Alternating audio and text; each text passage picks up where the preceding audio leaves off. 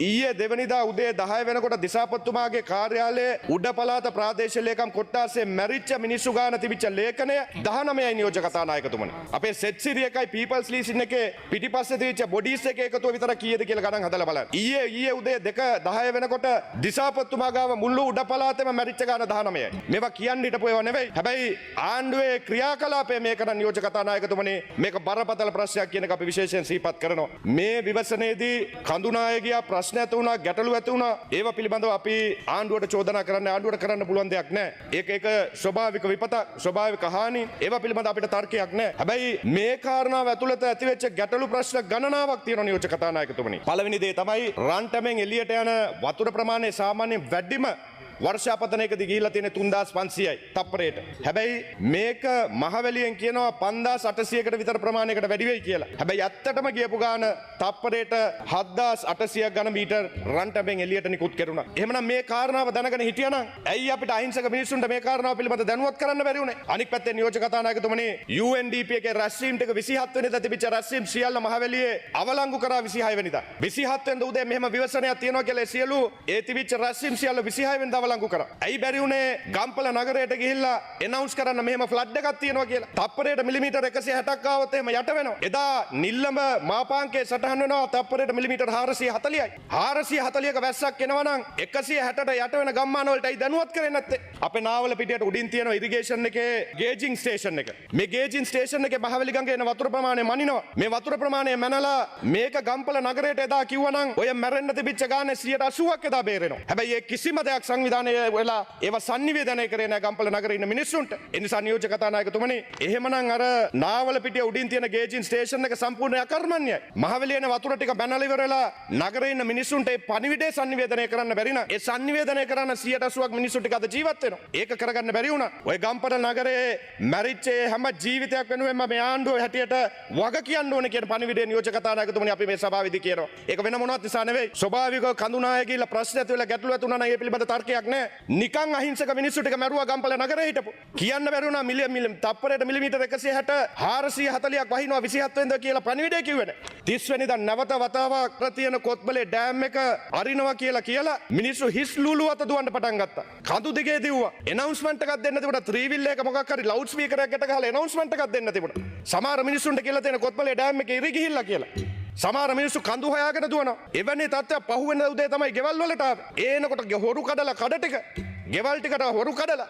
ඇයි මේක sannivedanaya කරේ නැත්තේ? අද SMS එකෙන් WhatsApp එකෙන් මුළු රටක් දැනුවත් කරන්න පුළුවන්. ඇයි එක SMS එකක් යවන්න බැරි වුණේ? කොත්මලේ ප්‍රශ්නයක් නැහැ මේකේ කිසි ගැටලුවක් නැහැ ආරක්ෂිත ඝන මීටර 80ක් විතර එළියට නිකුත් කරන්න කියලා. මේක නම් ආපදා පිළිබඳ තියෙන වැඩපිළිවෙල මේක බරපතල ප්‍රශ්නයක්. අද අහිංසක මිනිස්සුන්ගේ ජීවිත උඩින් මේක ගියේ. ඊයේ දිනේ යනකොට මාවතුරේ ගෙවල් 15ක් සම්පූර්ණයෙන් ගහගෙන ගිහිල්ලා මිනි 40 ගානකට වැඩිය තියෙනවා ඒ ඉඩම ඇතුලේ. එක JCB එකක් මැෂිමක් කාණ්ඩුවෙන් අද වෙනකල් යවලා මේ මං කතා කරන මොහොත වෙනකොටත් නැහැ. මිනිස්සු තමුන්ගේ මුදල් එකතු කරලා JCB එකක් රෙන්ට් එකට ගෙනල්ලා තෙල් ටික තමුන් ගෙනල්ලා එහෙම ගෙනල්ලා මිනි ටික කොට ගන්න. ඉතින් නියෝජක කතානායකතුන් මොකක්ද ආණ්ඩුවේ වැඩපිළිවෙල? නියෝජක කතානායකතුන් අනිත් පැත්තේ නුවරඑළිය පාර රටේ තියෙන ප්‍රධානම මාර්ගය. අද වෙනකොට පාර දෙකෙන් මාර්ගය අරගන්න බෑ නුවරට යන ප්‍රධාන මාර්ගය. අටභාගයෙන් දුණුකේවලට යන ප්‍රධාන මාර්ගය. අද වෙනකල් ඩයලයිසිස් කරන ලෙඩ්ඩු ටික ඉන්නවා. ලෙඩ්ඩු ටික පල්ලෙහාට ගේන්න බෑ.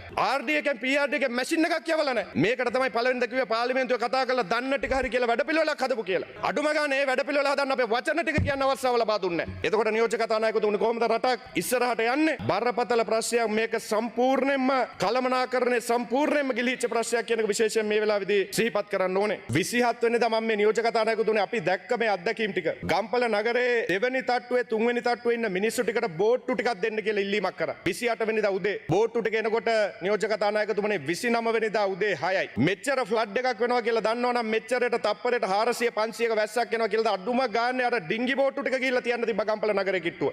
මෙහෙම යට වෙනවා කියලා දන්නවනම් අඩුම ගානේ මධ්‍යම පළාතේ වර්ෂාපතනයක් තියෙනවා කියලා දන්නවනම් බෝට්ටු දෙන වැඩපිළිවෙලක් හදන්න තිබුණා. 28 උදේ ඉඳලා 29 බෝට්ටු ටික එනකොට වෙන්න ඕන ඔක්කොම සියල්ල වෙලා ඉවරයි. පළවෙනි තට්ටුව වල ඉඳලා කෑ ගහපු මිනිස්සු ෆෝන් වල ලයිට් දාගෙන බේර ගන්න කියලා කෑ ගහ හිටපු එක මිනිහෙක් ගන්න බැරි වුණා. ඒක තමයි යත්ත තත්ත්වය. මේකේ තියෙනවා ඩිසාස්ටර් මැනේජ්මන්ට් මීටින්ස් ටික ගන්නවා. ඩිසාස්ටර් මැනේජ්මන්ට් එක පිළිබඳ වැඩපිළිවෙලක් තියෙනවා. අපි අහනවා කවදාද මේ කාරණාව පිළිබඳ සියලු දෙනා දැනගෙන හිටියා. සියලු දෙනා දන්නවා මේ සුළි කුණාටුවක් එනවයි කියලා. මේක දැනගෙන තියෙද්දි ඩිසාස්ටර් මැනේජ්මන්ට් එක අවසාන වශයෙන් රැස්ුනේ කවදද? ඩිසාස්ටර් මැනේජ්මන්ට් එක දිසාපත්තුම ප්‍රාදේශීය ලේකම්වරුන්ට මේක දැනුවත් කරේ කවදද? නගර සභා ප්‍රාදේශ සභා ඉන්න කණ්ඩායම් කවදද දැනුවත් කරේ? ඒ කිසිම කෙනෙක් නියෝජක කතානායකතුමනි දැනුවත් කළා නැහැ. ඒක තමයි මේ අහිංසක මිනිස්සු ටික මේ විදියට මැරෙන්න සිද්ධ වුනේ. ඔය අටභාගේ ඉඳලා දුනු කේවුල් වලට යන ඒවා ප්‍රධාන මාර්ග, විශාල ජනතාවක් ඉන්න මාර්ග. කරුණා කරලා දැන් හරි කමන්නේ රජයේ මැෂිමක් යවලා පාර ඇරලා දෙන්න. මේ වැවිලා කඩු ගන්නවා වගේ හදන්න බැරි ප්‍රශ්න නෙවෙයි. නාය ගෙපු පස් ටික අයින් කළා දැම්මොත් මිනිස්සුන්ට යන්න පුළුවන්. ත්‍රිවිල් එකක් වාහනයක් යන්න හදලා දෙන්න අර ලෙඩ්ඩු ටික අවසානයේ ගම්පල රෝහලට ගේන්න. පාර දෙකෙන් නුවරඑළියට යන පුස්සල්ලා වහරහා නුවරඑළියට යන ප්‍රධාන මාර්ගය විවෘත කරලා දෙන්න. අද මේ කතා කරන්නේ අපි මේ ප්‍රශ්නේ ඇති වෙලා නියෝජක කතානායකතුමනි 6 වෙනි දවසේ. අපිට 6 වෙනි දවසේ පස් ටික අයින් කළ ප්‍රධාන පාරවල් අරගන්න බෑ. ඒවන් රෝඩ් ටික අරගන්න බැරි නම් නියෝජක කතානායකතුමනි අර අහිංසක මිනිස්සු ගැන තව මොන කතාවද? මම විශේෂයෙන් ඉල්ලීමක් කරනවා. අර නිල්ලඹ ජලාශය එලටන් මාර්ග මම මේ කියන්නේ මාර්ග ගණනාවක් තියෙනවා ගම්පල. හැබැයි මම මේ කියන ප්‍රධාන නිල්බද දක්වා යන මාර්ගය පාර දෙක අටභාග දුනු කේවල යන පුස්සල්ලාව මාර්ගය අඩුම ගන්න මේ ප්‍රධාන ටික හරි හරිය නැත්තම් ලෙඩ්ඩු ටික කඳුවල ඉන්න මිනිස්සු ටිකත් අවසානයේ මැරෙනවා. සමහර කිලෝමීටර් 6 යන්න අපිට පැය දෙකමාර 3කට වැඩිය ගියා. කඳුව ඇතුලෙන් වතු ඇතුලෙන් ගිහිල්ලා ඒ ස්ථාන වලට ළඟා වෙන්න. සමහර තැන් වලට අද වෙනකල් ග්‍රාම නිලධාරීන් ගිහිල්ලා නැහැ. සංඛ්‍යාලේඛන දත්ත ටික එකතු වෙලා නැහැ. අවදානම් වලට ලක් වෙලා කොච්චර ප්‍රමාණයක් පන්සල් වල එහෙම නැත්නම් ඉස්කෝල වල ඉන්නවද කියලා සංඛ්‍යාලේඛන නැහැ. මම මේ උත්තරීතර සභාවට කාරණා කීපයක් යෝජනා කරන්න කැමතියි. පළවෙනි කාරණාව තමයි නියෝජක කතානායකතුමනි අද වතුකරේ ඉන්න ජනතාව විශාල ප්‍රමාණයක් අවතන් වෙලා පාසල් වල පන්සල් වල එහෙම නතර කරලා ඉන්නවා. මේ කණ්ඩායම් ටික නැවත වතාව වෙනද වගේ වතුර බහැලා ගියාම තමුන්ගේ ගෙවල් වලට යවන්න පුළුවන් කමක් නැහැ. ඒකට හේතුව තමයි ගෙවල් ඉරිතලලා ඉඩම් ටික නාය ගිහිල්ලා ඉරි ගිහිල්ලා සම්පූර්ණ විනාශ වෙලා. තමුන්ට යන්න පුළුවන් නිවසක් ඒ මිනිස්සුන්ට නැහැ. ඒ නිසා මේ පාර්ලිමේන්තුවේ යෝජනාවක් ගෙනල්ලා මේ දහස් ගණනක් වෙච්ච මිනිස්සුන්ට ඉඩම් ටික ලබා දෙන ක්‍රමවේදයක් අනුමත කරන්න. එහෙම නැත්නම් වැවිලි සමාගම් වලින් ඉඩම් ටික ලබා ගන්න කිව්වොත් මේක ප්‍රායෝගික නැහැ. ප්‍රාදේශීය ලේකම්ලා ගිහිල්ලා අතනින් ඉඩමක් දෙන්න මේකෙන් දෙන්නකොට එක මිනිස්සෙක් ඉඩමක් දෙන්නේ නැහැ. පෞද්ගලික වැවිලි සමාගම් ටික ඔය කිසි මිනිහෙකුට කවදාකවත් ඉඩමක් ලබා දෙන්නේ නැහැ. ඒ නිසා අද හැකි ඉක්මනින් මේකට විකල්ප හැටියට දෙන ඉඩම් ටික යෝජනා කළා මේ පාර්ලිමේන්තුවේ සම්මත කරගෙන මේ අහිංසක මිනිස්සුන්ට වතුකරේ ඉන්න ජනතාවට ඉඩම් ටික ලබා දෙන වැඩපිළිවෙල කඩිනමින් හදන්න කියන ගෞරවණීය ඉල්ලීම කතා නියෝජක කතානායකතුමනි අපි කරනවා. ඒ වෙන මොනවත් නිසා නෙවෙයි. එහෙම නැති වුණොත් මේ හිටපු තැන් වලටම ගියොත් මේ මිනිස්සු තවත් අමාරුවේ වැටෙනවා. ඒ අමාරුවේ වැටෙනවා විතරක් නෙවෙයි මේ ප්‍රශ්නේ අවසන් වෙන්නෙත් නෑ. හැමදාම අපිට මේකට දුක් විඳින්න සිද්ධ වෙනවා. දෙවෙනි කාරණාව නියෝජක කතානායකතුමනි ගම්පල නගරේ ජීවිත කාලෙම කැප කරලා ගම්පල නගරේ ව්‍යාපාර ටික හදාගත්ත මිනිස්සු ටික ඉන්නවා. මම දන්න කණ්ඩායම ඉන්න සමහරු රට ගිහිල්ලා මැෂින් ටික ගෙනාවා. ඒ ගම්පල නගරේ ව්‍යාපාර පටන් ගත්ත ජීවිත කාලෙම තමුන් හදපු ගොඩනැගිල්ල තමුන් හදපු ව්‍යාපාරය අද ඒව ටික එහෙම් පිටින්ම විනාශ වෙලා ඒ මිනිස්සුගේ ජීවිතය සියල්ලම නැති වෙලා තියෙනවා. ඒ නිසා ඒකට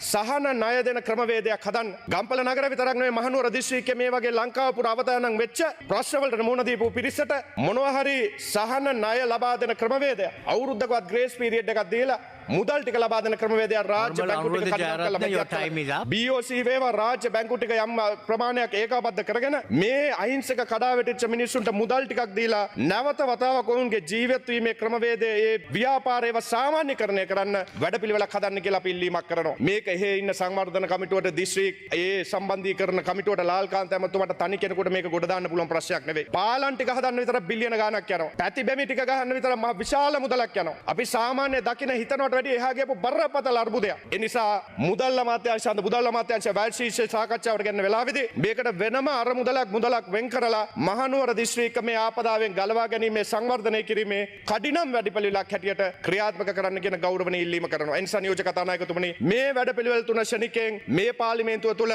ඉටු කරන්න ක්‍රියාත්මක කරන්න කියන ගෞරවණීය ඉල්ලීම ආණ්ඩු පක්ෂයේ සියලු දෙනාගෙන් ඉල්ලමින් අපිට කළ හැකි විපක්ෂය හැටියට අපිට කළ හැකි කළ යුතු සියලු කාරණාවල ආණ්ඩුවත් එක්ක හැප්පෙන්න නෙවෙයි කළ හැකි සියලු කාරණා ඒ ආණ්ඩුවත් එක්ක එකතු වෙලා කටයුතු කරන්න අපි ඉදිරිපත් වෙනවා කියන එකත් මතක් කරමින් මම නිහඬ වෙනවා. බොහොමත්ම